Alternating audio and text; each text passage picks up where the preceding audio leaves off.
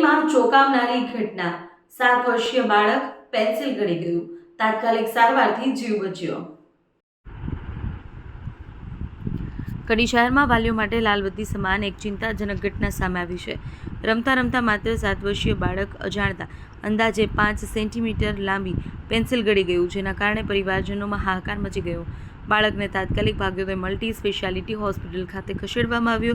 તબીબી તપાસ દરમિયાન જાણવા મળ્યું કે પેન્સિલ બાળકના પાચન તંત્રમાં અટવાઈ ગઈ છે। તબીબોના જણાવ્યા મુજબ સમયસર સારવાર ન મળે તો આંતરડામાં ગંભીર નુકસાન થાત।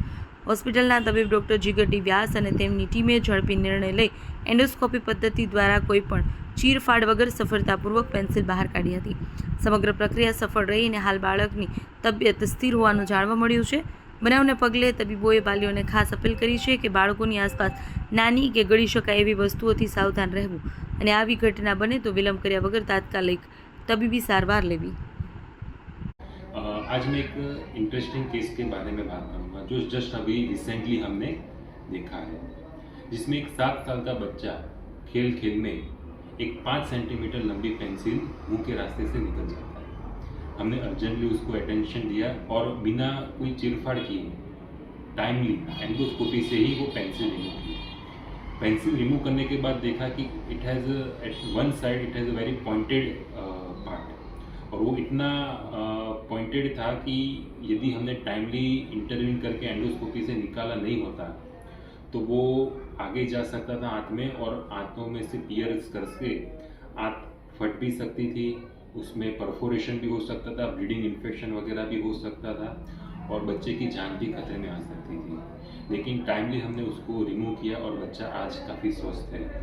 ये केस देखने के बाद मैं एक मैसेज देना चाहता हूँ सारे हिंदुस्तान में रहे माँ बाप से कि बच्चे छोटे हो या बड़े हो, 7 साल का बच्चा is enough to understand everything, लेकिन हमें सारे बच्चों को अच्छे से समझाना चाहिए कि कोई भी चीज़ मुँह में ना रखें, और ख़ास करके ऐसी चीज़ जैसे कि खास हम ज़्यादा से ज़्यादा देखते हैं कि बहुत सारे बच्चे कॉइन निकल जाते हैं, बैटरी के सेल है, मैग्नेट है, ये सब निकल जाते हैं। और कुछ चीज़ें क्या है कि काफ़ी डेंजरस भी हो सकती है, जैसे ये केस में यदि हमने टाइम से पेंसिल रिमूव नहीं की होती तो उसका जो शार्प पॉइंटेड वन एंड था वो पियर्स हो सकता था, इन्फेक्शन, परफोरेशन, स्टमक में, आँत में छेद भी हो सकता है, तो और वो आगे निकल जाता तो बिना ऑपरेशन ये निकलता भी नहीं था। तो बच्चों को एजुकेट करें, उनको समझाएं, और मुंह में रखने के लिए बहुत छोटे बच्चे हो तो ऐसी चीज़ जो जहाँ इजीली वो निकल ना पाए ऐसी चीज़ दें, और बच्चा बड़ा हो जाए तो क्या है कुछ भी हो जाए लेकिन कोई भी चीज़ मुंह में ना रखे। प्लस एक चीज़ होती है जिसको मेडिकल भाषा में पाइका बोलते हैं। पाइका में क्या होता है कि बच्चों को कोई भी चीज़ मुंह में रखने की आदत होती है, वो खास कर से हीमोग्लोबिन की कमी हो, पेट में कृमि वगैरह का इन्फेक्शन, तो ऐसे केस में होता है। तो यदि बच्चा बार बार कोई ना कोई चीज़ मुंह में रख रहा है तो हमें हीमोग्लोबिन की जांच भी करवानी चाहिए और डॉक्टर को भी दिखाना चाहिए। जय हिंद, जय भारत।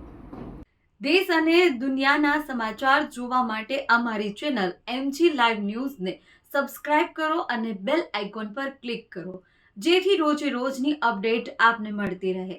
સાથે જ અમારું ફેસબુક અને ઇન્સ્ટાગ્રામ પેજને પણ ફોલો કરો।